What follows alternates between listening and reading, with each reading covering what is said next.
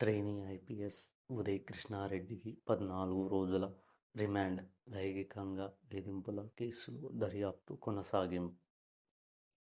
తెలంగాణలో trainee IPS అధికారి ఉదయ్ కృష్ణారెడ్డి లైంగికంగా వేధింపుల కేసులో అరెస్టయ్యారు.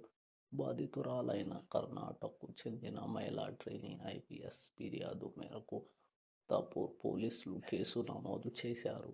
అనంతరం ఆయనను అదుపులోకి తీసుకొని కోర్టులో హాజరుపరచగా ఉప్పరపల్లి కోర్టు 14 రోజుల రిమాండ్ విధించింది. కోర్టు ఆదేశాల మేరకు ఆయనను చెంచల్గూడ జైలుకు తరలించారు. కేసు దర్యాప్తు కొనసాగుతుండగా బాధితురాలి వాంగ్మూలాన్ని పోలీసులు ఇప్పటికే నమోదు చేశారు.